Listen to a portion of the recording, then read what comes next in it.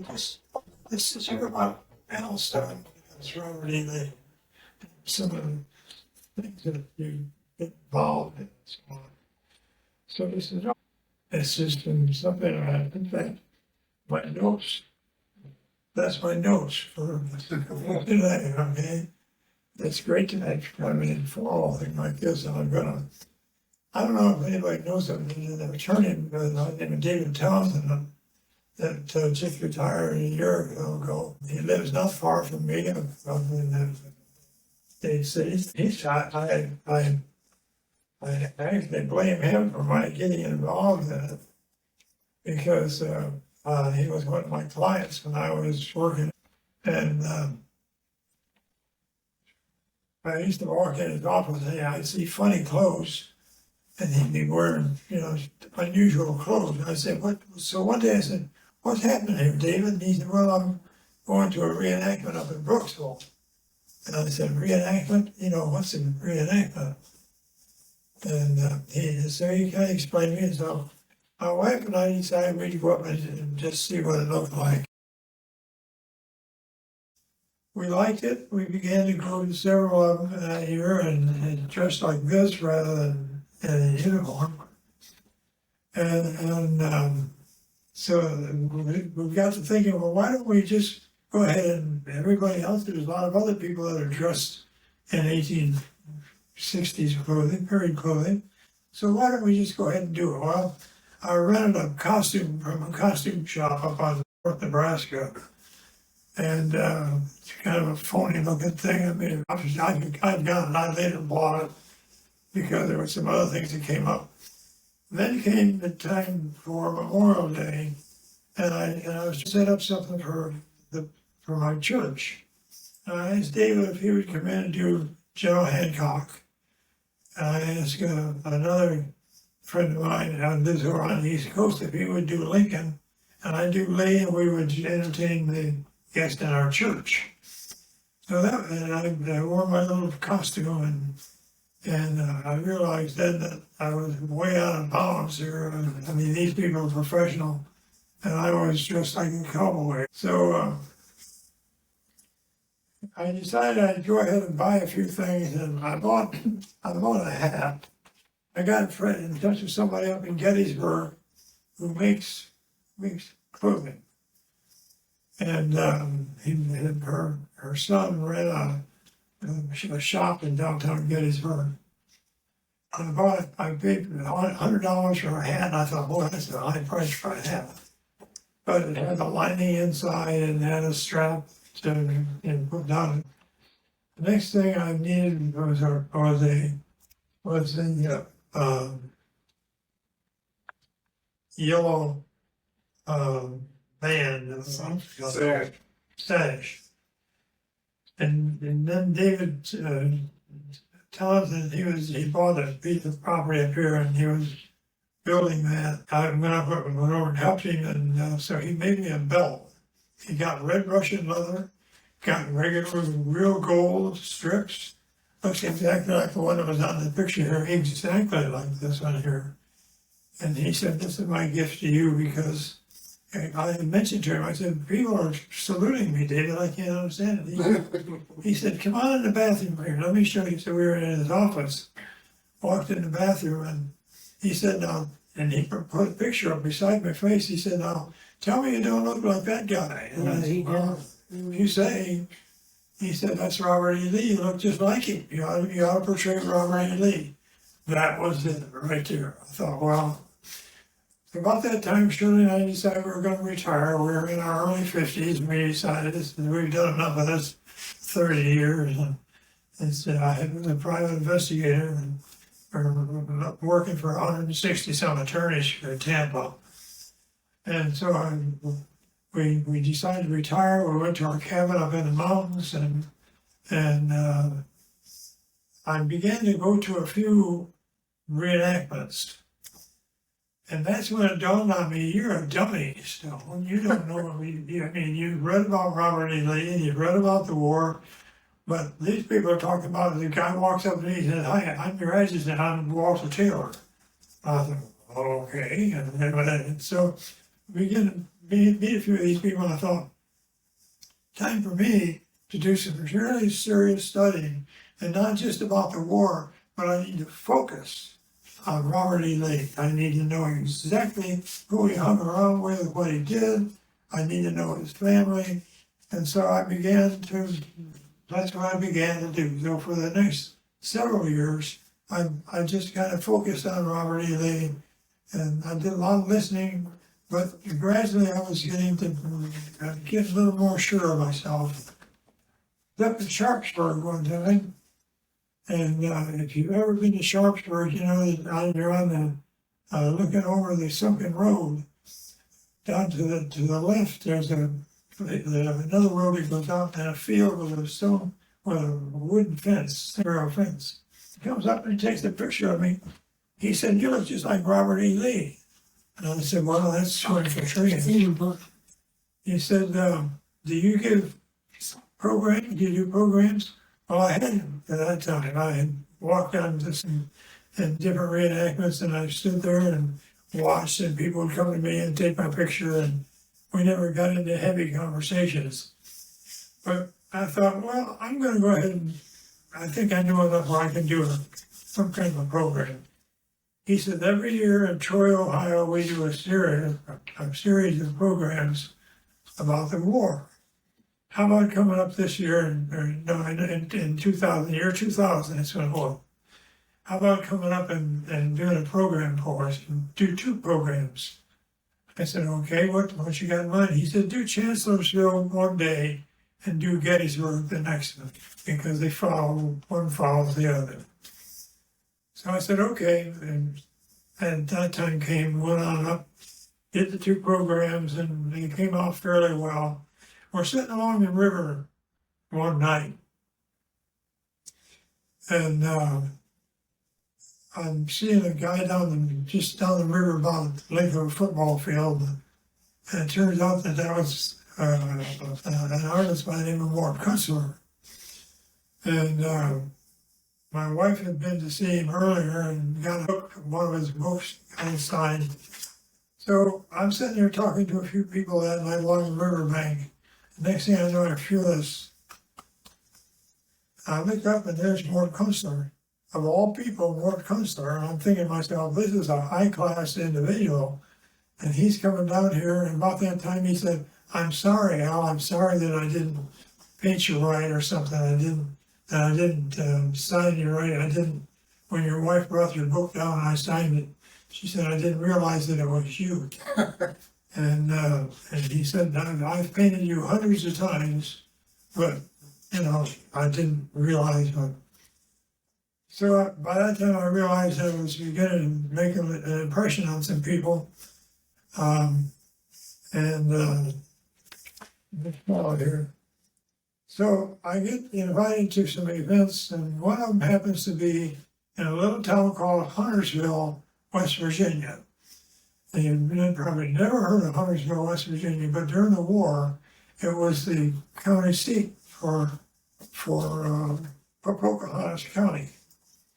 And they did an event every year, and they still do. And the community of about 50 people gets together and they set up campfires and had some people, some reenactors come down. They asked me if I'd come and speak. I came and spoke. So every year we dedicated some cemetery stones up on top of the hill where nobody knew that they were even there until some neighbors started to clean it off.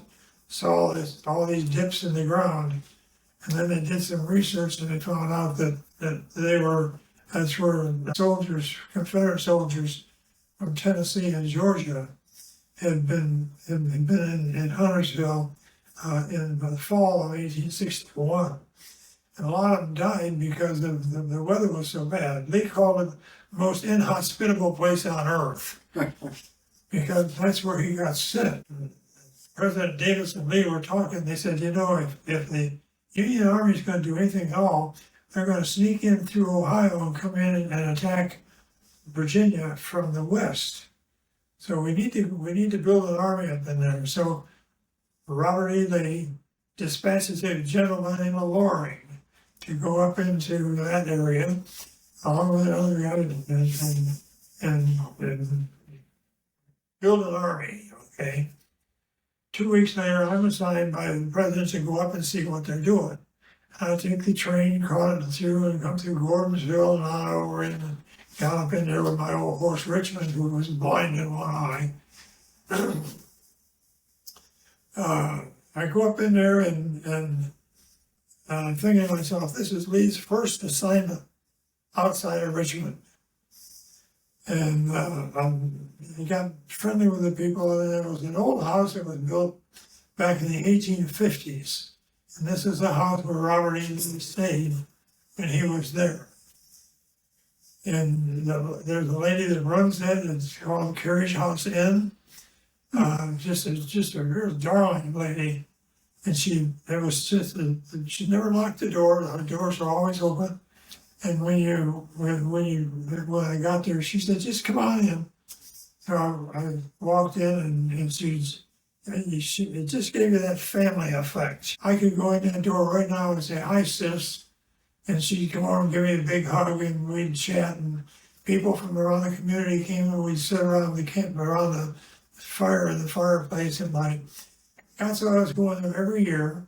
And then the original courthouse was there in Marlington, and it was destroyed. The only thing that was left was part of a wing of the courthouse. The original jail was there, and an old schoolhouse that was built in the 1880s and so on. And so their goal was to get some money and rebuild at least the one wing of the courthouse. Courthouse had been moved to Marlington down the road about 6 or 7 miles. And so we were raising funds. Well, I got involved in that and got to the point where I was up there, with some regularity and doing what I could to kind of give them some pointers, help them raise some funds. I was part of the History Live program with the state of West Virginia. And whenever I went somewhere, the state of West Virginia picked up the tab, paid me so much money, and so I donated some of that money to the funds. And we finally got in the last Christmas card I got this last year, they got enough funds, and they had built this one wing of the courthouse. And it's just a really personal thing. And so by that time I was realizing that I need to, every time I went somewhere, people were asking me questions. Who were your brothers? Well, they had, 6 siblings. His father had 2 wives, and a total of 15 kids between the 2 of them. And I got so that I knew Lee really pretty well. And I was going to places where Lee was. Well, as I was going to these places, people started showing up in dress. And one guy, the first time that I ever was camped with another person was a guy who walked up to me, and he said, I'm George Pickett. And he introduced another guy and introduced a couple of ladies that traveled with him. And they said, "We'd like to set up with you if you don't mind." I said, "Okay." Well, so they set up. And so we were setting up pretty regular with them. And then some other people joined in, and we got some other generals. The first thing we know, there's a group called Lee's Lieutenants. We had about 100 people involved in it. And we're getting calls all the time to end up going to different events all around the place. I got this program. One of the questions that was always asked is, "Aren't you a traitor?" And I said, "Oh, what are you thinking about?" Well, Lee was a Union officer, and wasn't he a traitor? And that was one of the questions that always came up, always came up. I thought, I've got to find an answer to this question. And then, having been an investigator for 30 plus years, I kind of knew what procedure to follow. And what I found out is that it was being taught at West Point. When Lee was there, it was being taught that the states had the right to secede. In fact, in 1825, they published, William Roll published a book called The View of the Constitution of the United States of America. And they started using this as a book on the Constitution at West Point. And I got a copy of it, put a whole cover on it. And I read it through several times, and some of the things in it that just really struck home. For example, it says here, it depends on the state itself to retain or abolish the principle of representation, because it depends on itself whether it will continue a member of the Union. To deny this right would be inconsistent with the principle in which all our political systems are founded, which is that the people have in all cases the right to determine how they will be governed. The states then may wholly withdraw from the Union, but while they continue, they must retain the character of representative republics. The secession of a state from the Union depends on the will of the people of such state. And so the people of the state may have some reason to complain and act in respect to acts of the general government. They may, in such cases, invest some of their officers with the powers, and then this is the real killer. The state is the more important entity to which a citizen owes their allegiance, not some union of states. And I thought, well, this is why Lee felt that it was illegal to withdraw from the Union. The United States government at West Point, the military academy, is teaching that the states have a right to secede. So no, he wasn't a traitor. He was doing exactly what the United States government said he could do. So I incorporated this into this 45-minute program, and the reasons why Lincoln started the war, and the fact that 80% of the revenue coming into the United States government was coming from the tariffs on the southern imports. So I make a program out of this, and next thing you know, I'm traveling all over the country talking about this program, to the point where a movie producer comes up to me and says, we want you to do that on video, so we've got it available. And I'm kind of glad they did, because I think you can see my voice is getting weaker and weaker. I do so many programs, thousands of programs. Sometimes I do 2 or 3 programs a day. For example, one day I was in Shippensburg, Pennsylvania. I was scheduled to do a program 10 o'clock in the morning, 2 o'clock in the afternoon. So I did the program in the morning, and I was going to do the afternoon program on Gettysburg. I'm 30 miles west of Gettysburg, Shippensburg is. And so I'm thinking that what I need to do is build up to like a crescendo, Gettysburg, a crescendo. So I get up on the stage and I do my program at Shippensburg College. And when I get through, I'm talking about this and doing the whole program. And when I get through, I said, I've got a few minutes here, I'll be happy to, give you some, and respond to a few questions. Guy in the front row, about like far away as you and I are. He said, I'm really upset. I came here to listen to Lee and talking about the war. I don't want none of this garbage, blah, blah, blah, blah, blah. And he goes on for about a 3 or 4 minute tirade about the program that I just did. And so when he gets through his tirade, I kind of look at him, I look around the audience, and I think, and your question is? And the audience just got just a super large charge out of it. They just thought it was great. And one lady came up to me afterwards and she said, he always does that. He's just a troublemaker.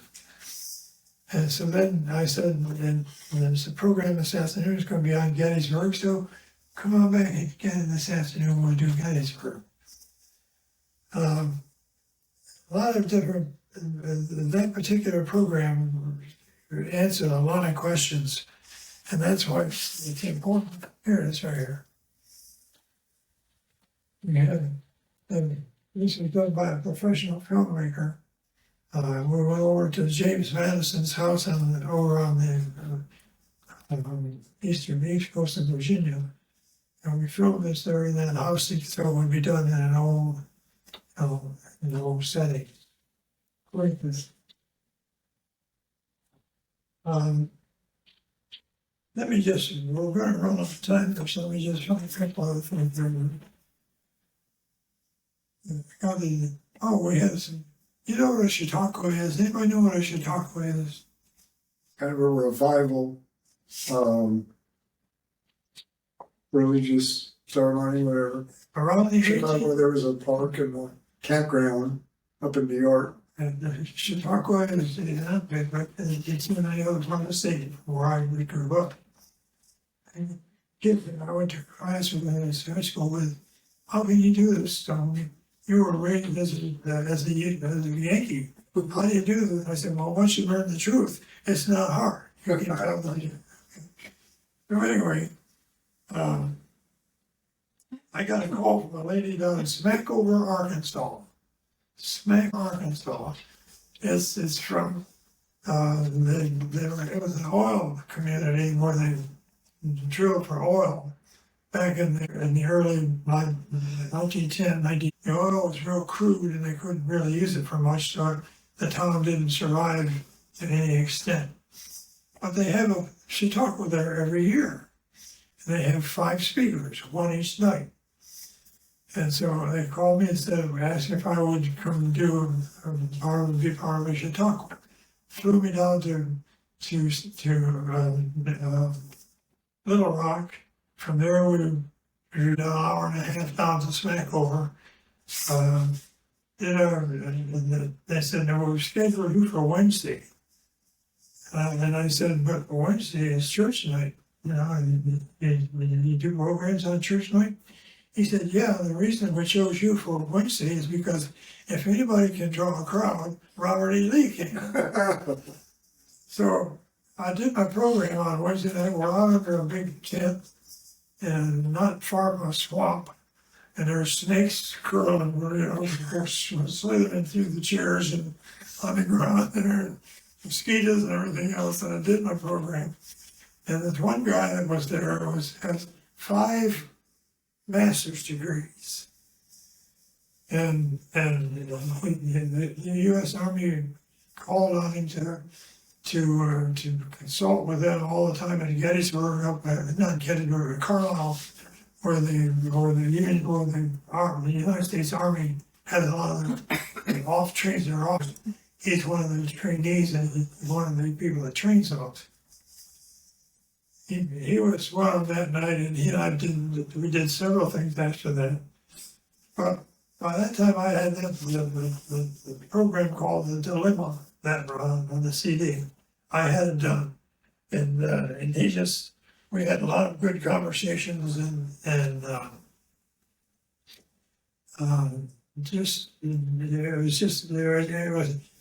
after that, we got a call from someone else to go to the Capitol in Arkansas and do a program in the Capitol building.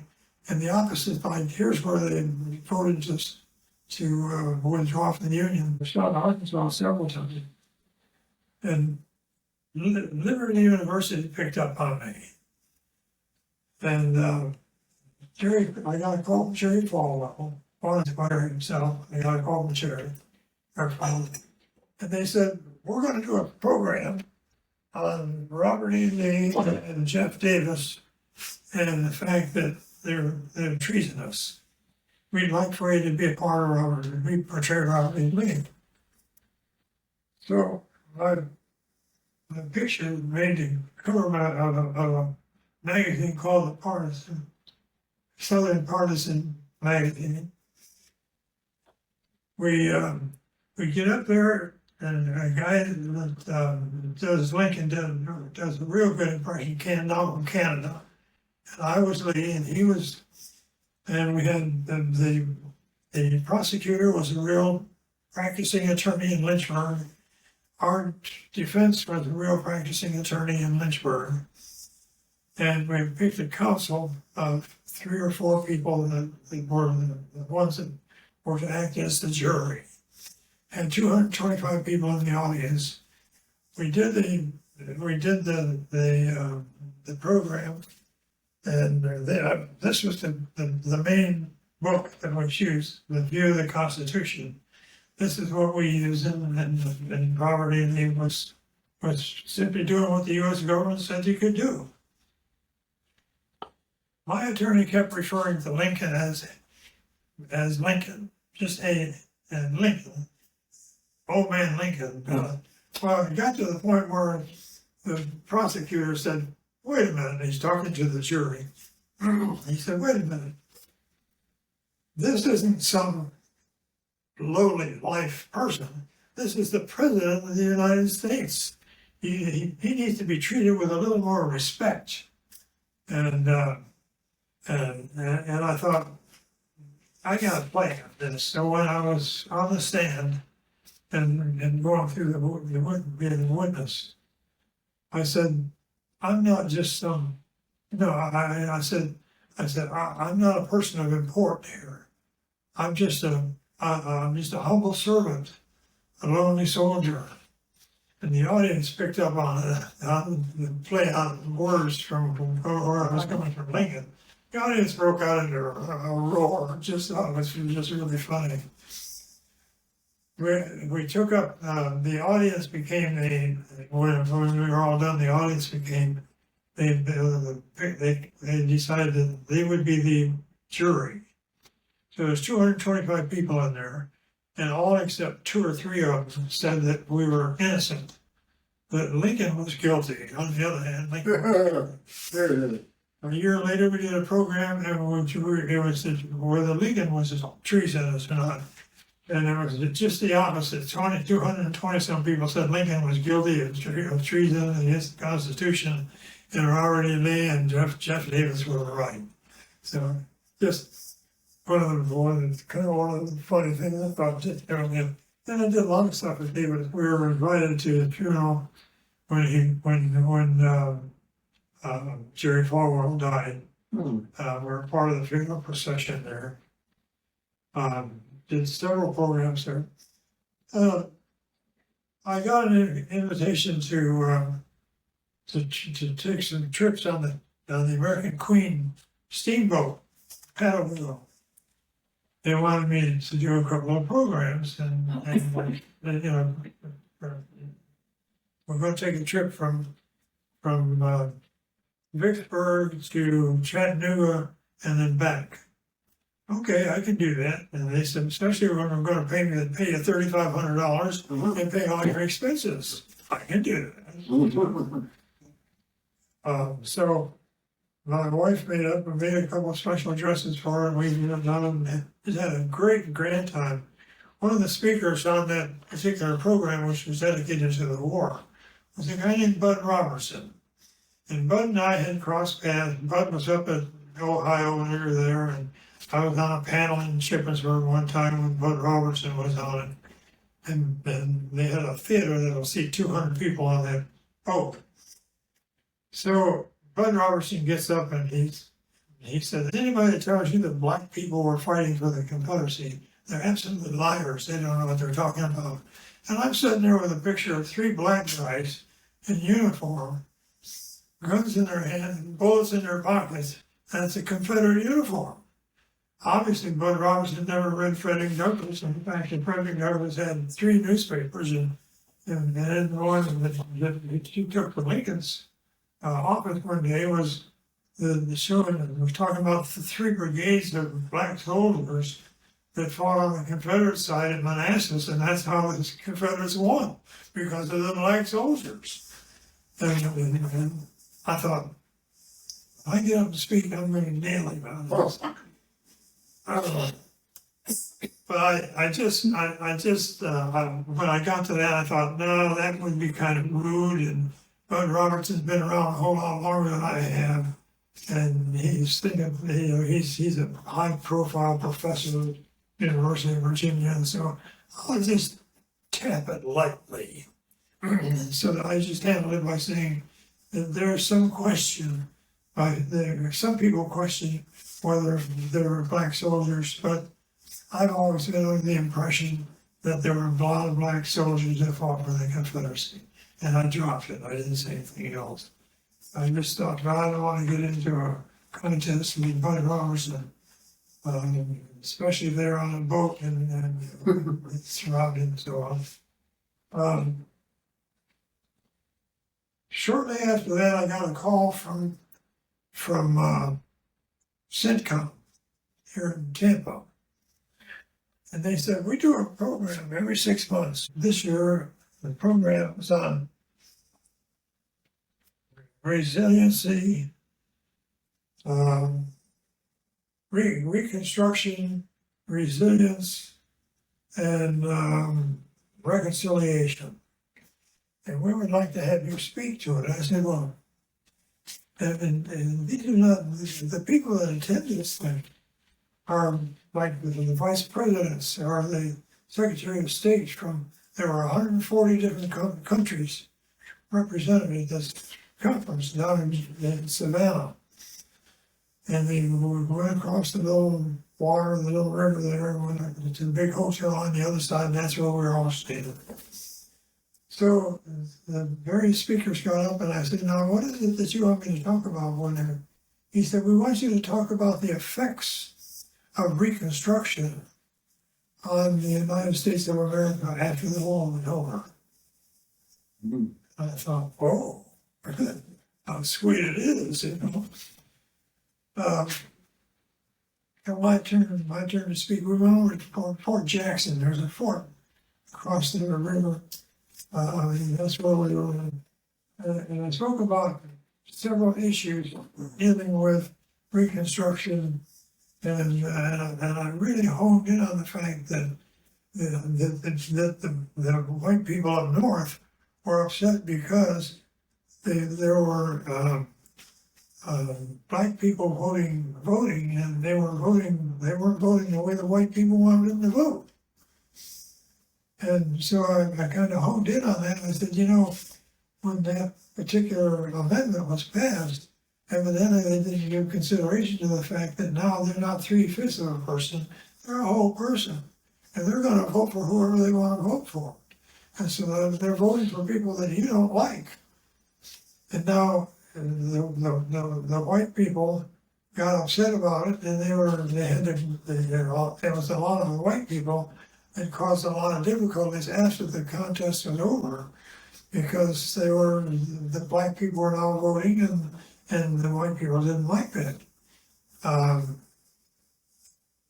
I tried to explain this to the people that were there, and my goal was to tell them that, you know, when you have a war, especially a war within yourself, okay, you don't want to do something like what they did, what happened here in the U.S., because this thing was, you know, these people got upset, and the black people voted for who they wanted to, and the white people said, we don't want that, we don't like that anymore.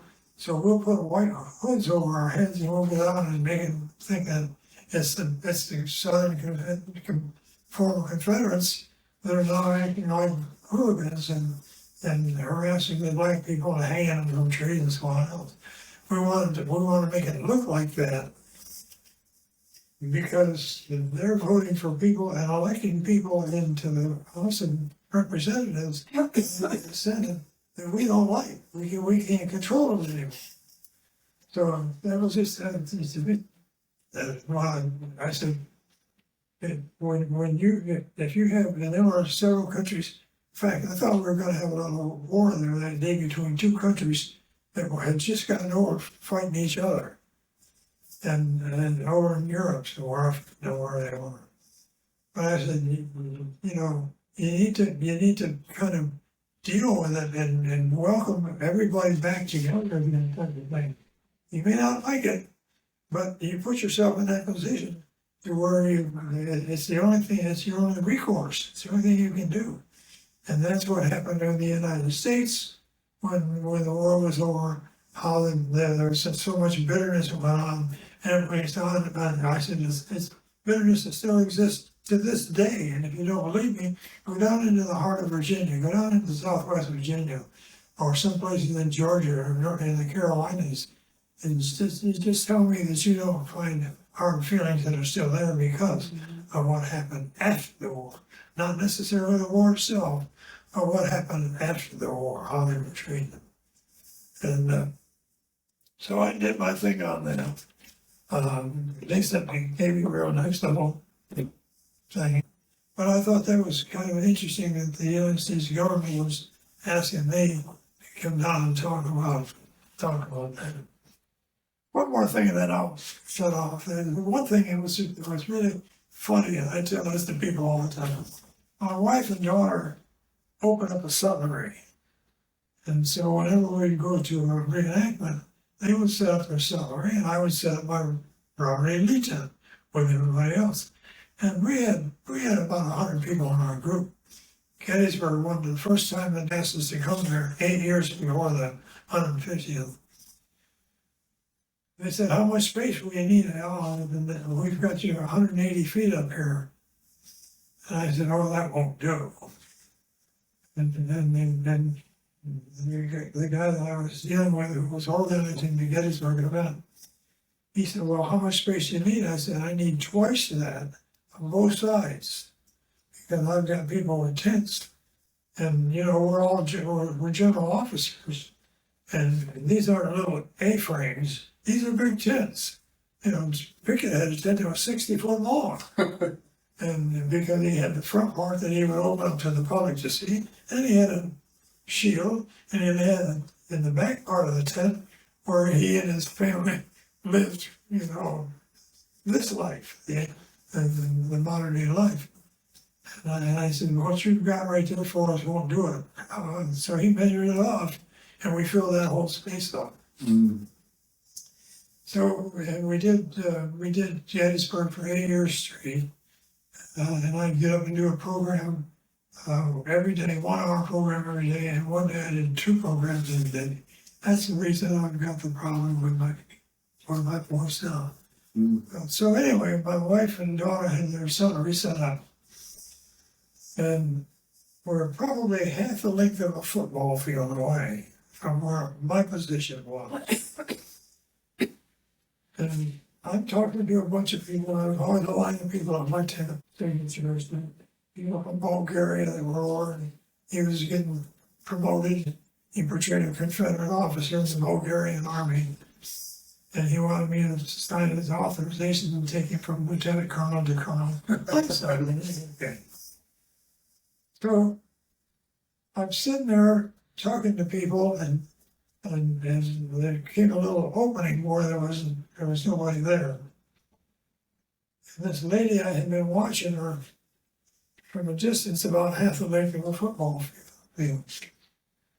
And when she saw that there was nobody standing there, she runs down the whole distance. She just runs out. She runs right up to me. She locked her arms around me, gave me a great big kiss right there. She said, oh, GeneraLee, tell me that you're single. I said,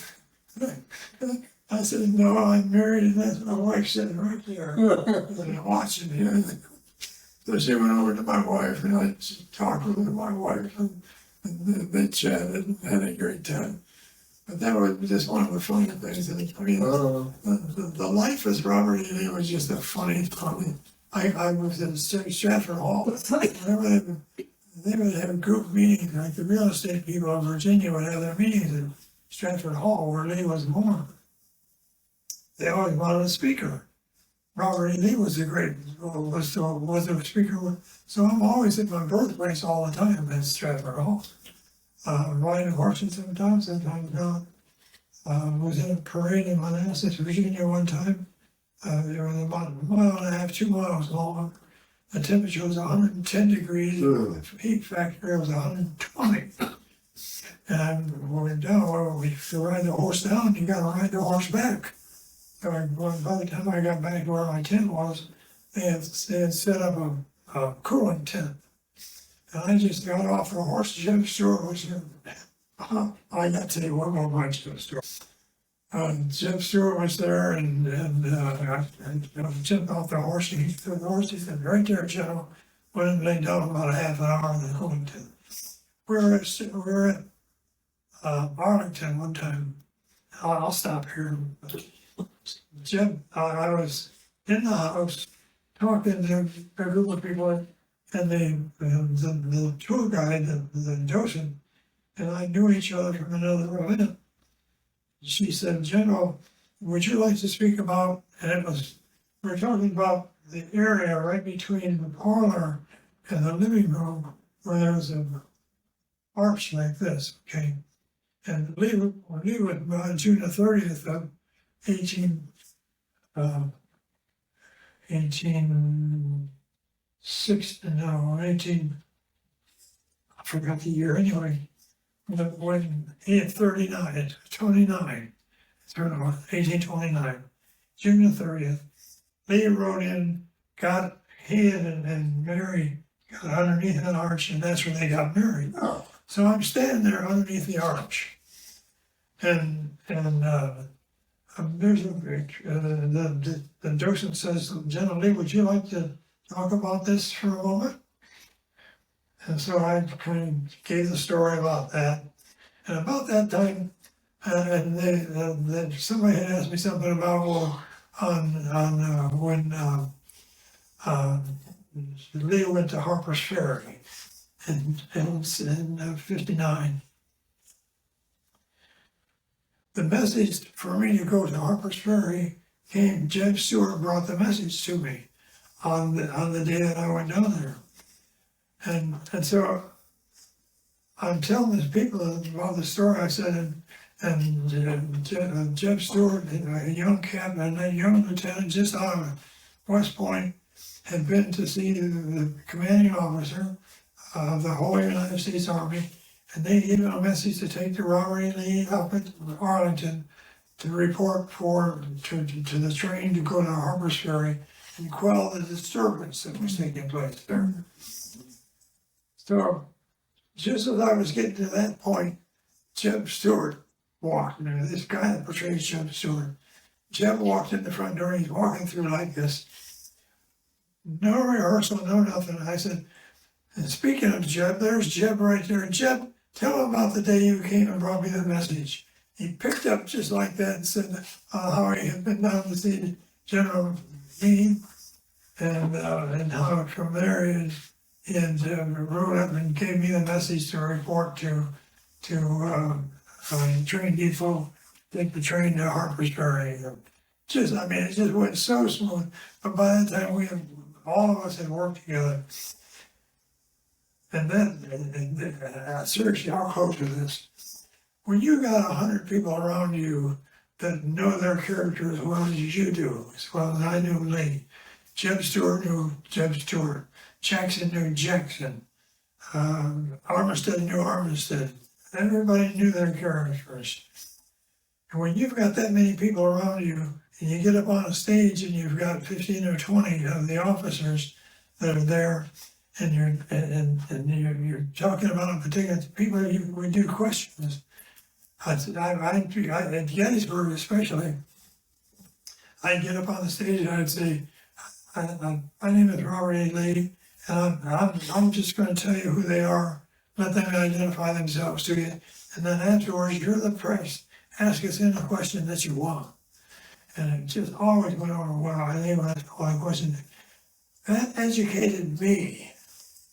And I tell this to a guy who's trying to fill in for me now at Lee's lieutenants, because I can't do it. I said, just get to know your characters around you, because you've got to know those. And if you know them well enough, you can interact like a guy that portrayed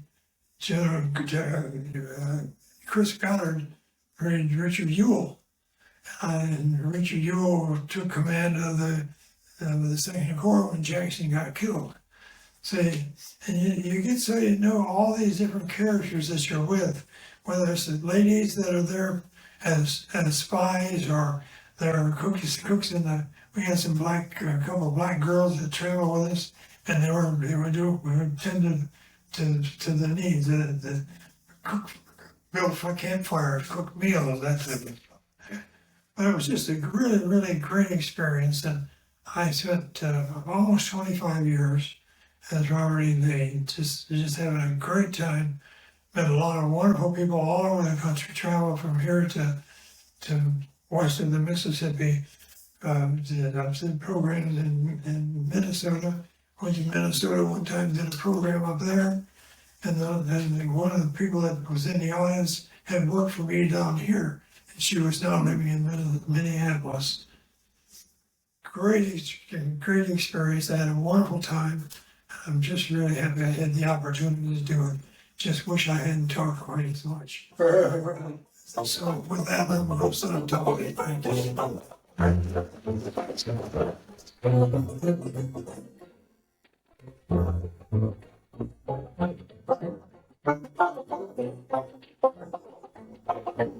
you.